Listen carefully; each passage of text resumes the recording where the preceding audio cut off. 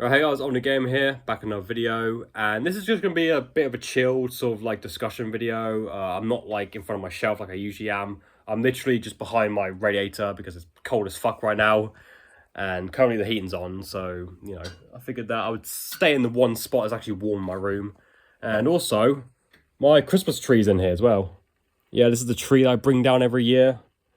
Got my lights and all the little presents and whatnot on it. So yeah, so basically it's going to be just a quick discussion. Since it's the end of the year, the end of 2025, well, almost, we're now in December. So we're practically at the end of the year now. We've got the Game Awards happening really soon, which means that this is also around the time of year where, people discuss the best games of the year, what were their personal favorites and stuff. And I figured that I'd make my own, I'd make my own video talking about the games I played this year in 2025. Of course, new releases. This will be solely just 2025 games. But I could mention at the very end some honorable mentions of some older games I did play for the first time this year. So yeah, and it's going to be a top 5 because I've only literally played just 5 games that released this year. Yeah, that's what I played. I don't really play a whole lot of modern stuff, to be honest. I'm mainly a retro gamer. That's primarily what I play, like older systems. I very rarely play a lot of modern stuff. And typically, I only really get like about 1 or 2 new games a year. Like, it's not that much.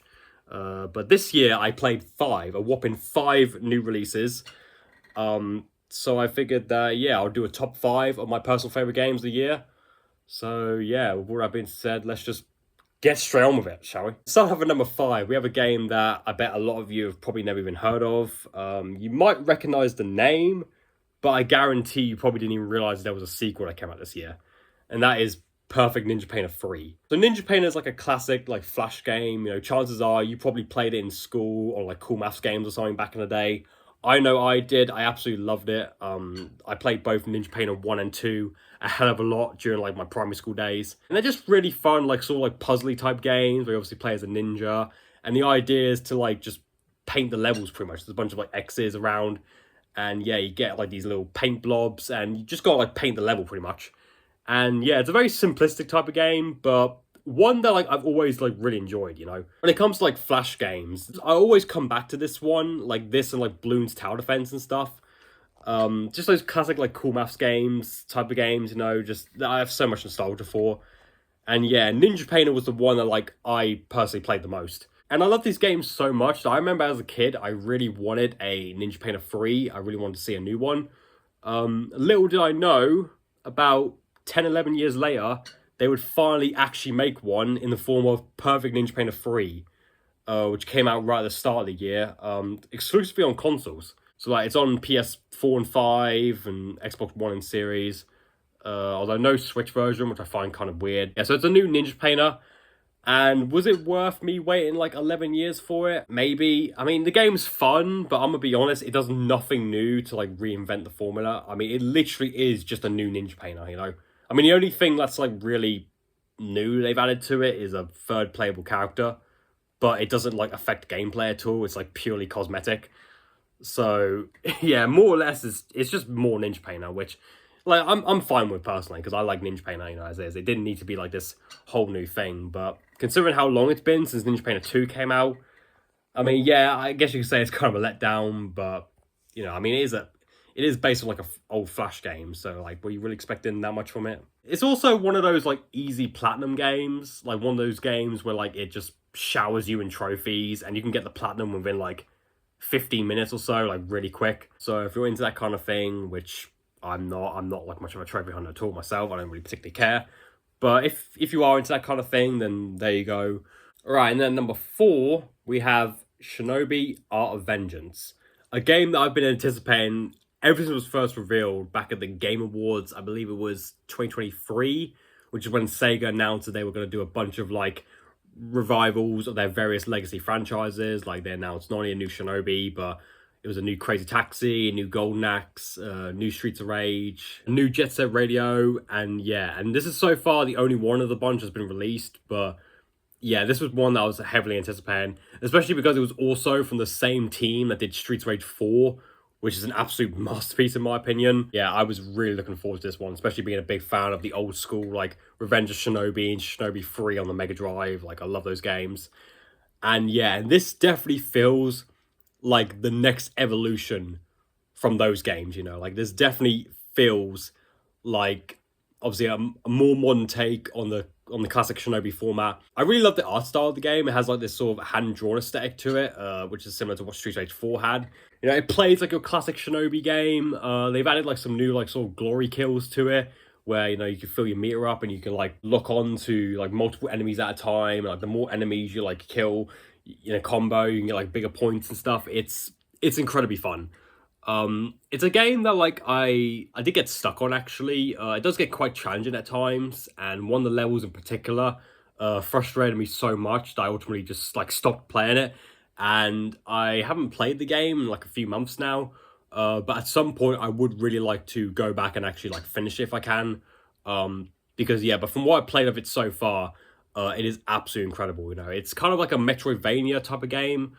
In like the way the levels are, it is absolutely incredible. Especially if you're a big fan of old school Sega Mega Drive era games, like yeah, you gotta check this one out. And then at number 3, we have another game which you probably haven't heard of. It's a Steam game actually, Chrono Gear Warden of Time. Now this game caught my interest because this was the new game from my favorite indie studio, Galaxy Trail, who, for those who don't know, is the team behind the Freedom Planet games, which I absolutely love, especially Freedom Planet 2. So when I heard that they were working on a new IP, I was curious. I was very curious. It's a type of game that I wouldn't like play. If it wasn't for the fact that it was made by Galaxy Trail, I wouldn't have paid any attention to it, to be completely honest, because it's actually a Hololive fan game. And me personally, I'm not a Hololive fan at all. I know very little about like VTubers in general. I don't watch them particularly. With the exception of like LumiTuber and Spacey Bat, which for those who don't know is actually Sabrina Didiro, the producer of the Freedom Planet games. She's actually a VTuber herself.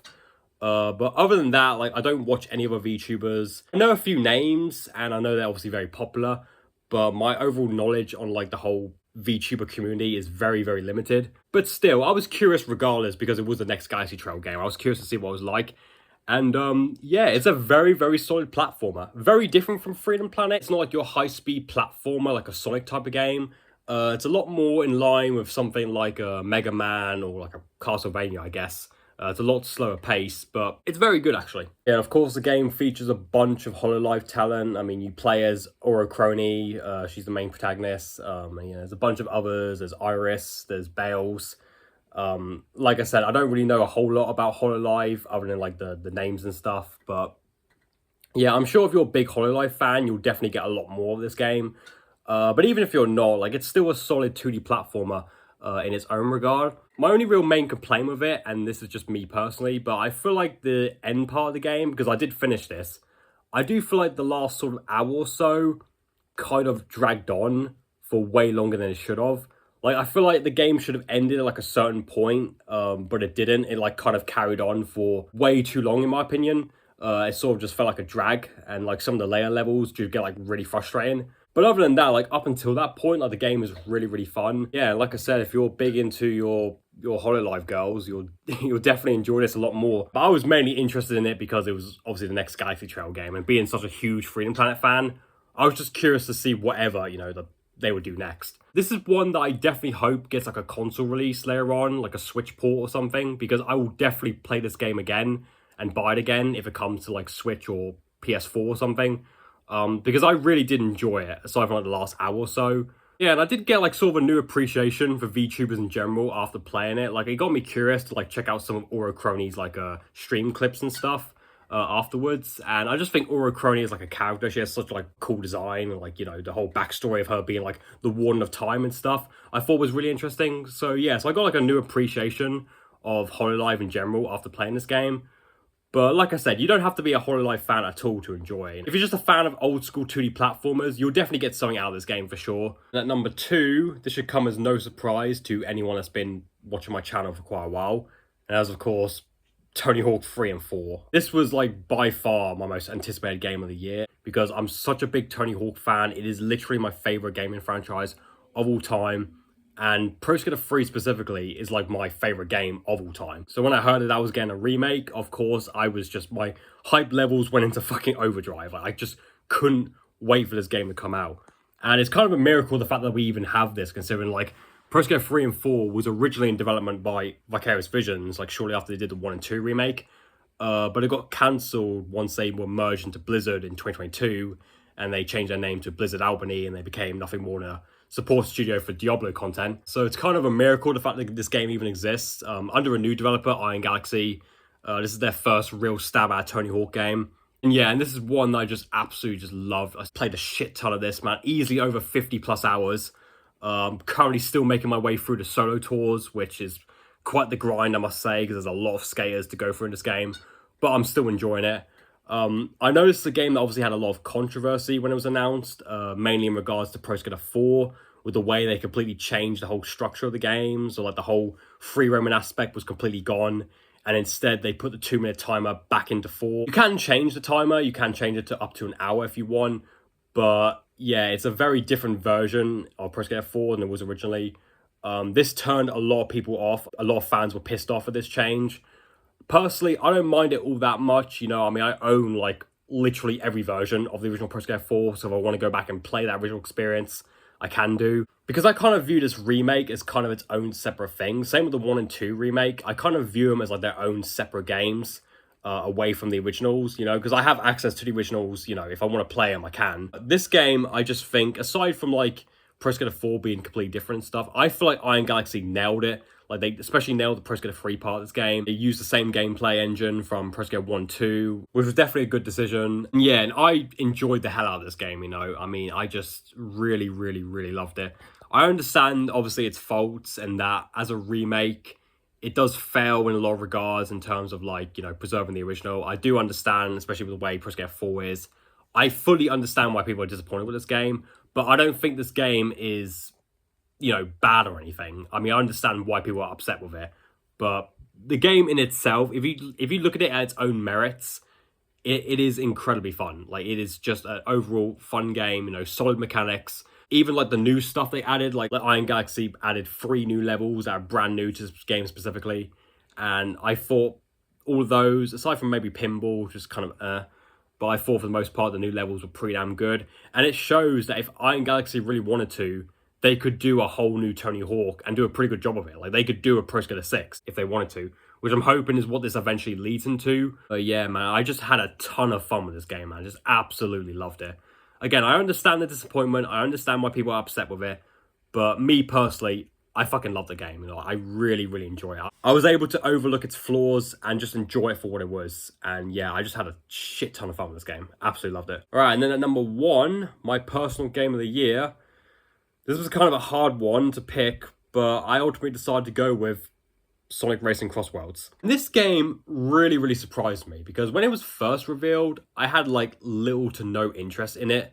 And that was mainly because like the last Sonic Racing game we had was very underwhelming. It was Team Sonic Racing. So when I heard that they were making a new one, at first I was just like, oh man, do we really need another one of these?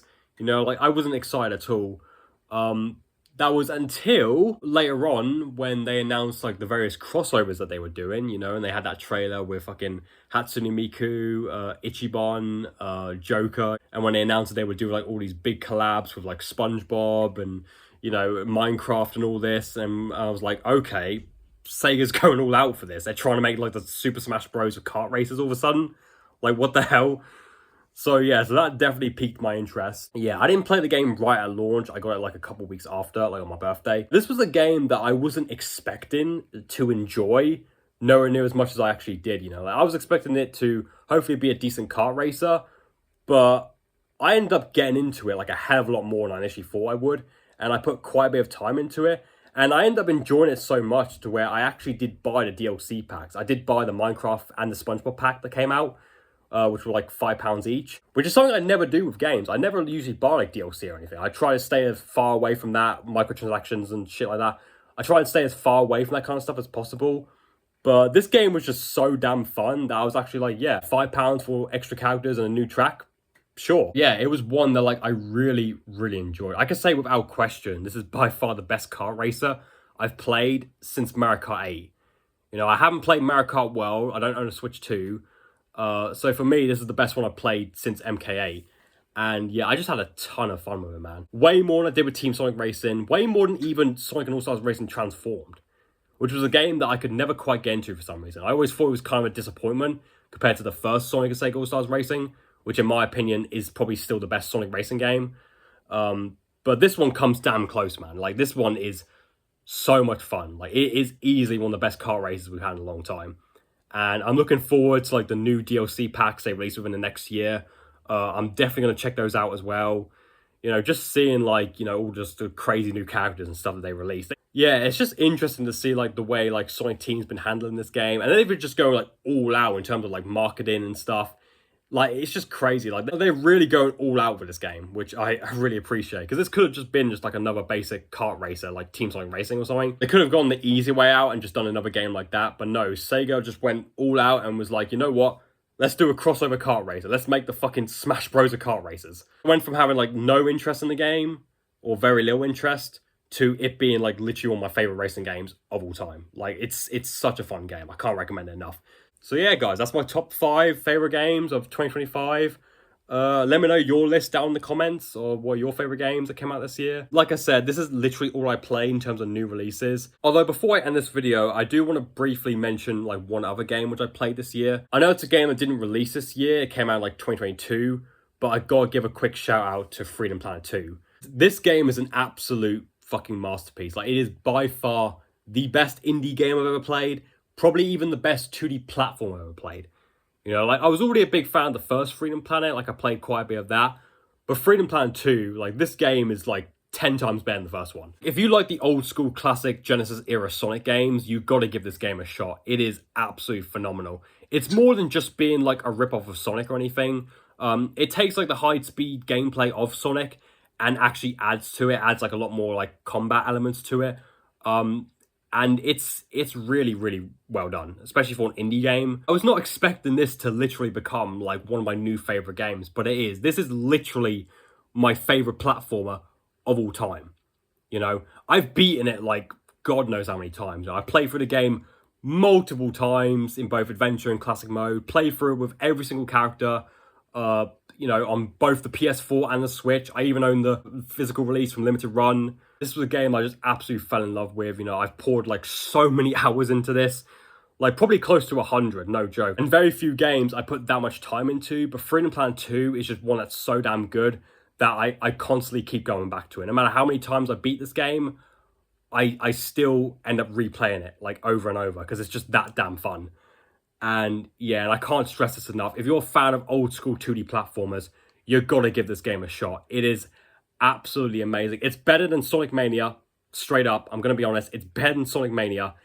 Way better than like Sonic Superstars or any recent 2D Sonic for that matter. Like, Freedom Planet 2 is an absolute masterpiece. It is a must play if you're a Sonic fan. It is an absolute must play. I cannot sing this game's praises enough. So yeah, so if I had to pick like my overall favorite game that I played this year, regardless of actually releasing this year or not, it's definitely Freedom Planet 2. And like I said, what were your favorite games I've released this year? Let me know down in the comments. Give me like your own list of games. If you guys enjoyed this video, don't forget to give it a like and maybe consider subscribing if you haven't already. And yeah, I shall see you guys in my next video. Until then, take care now.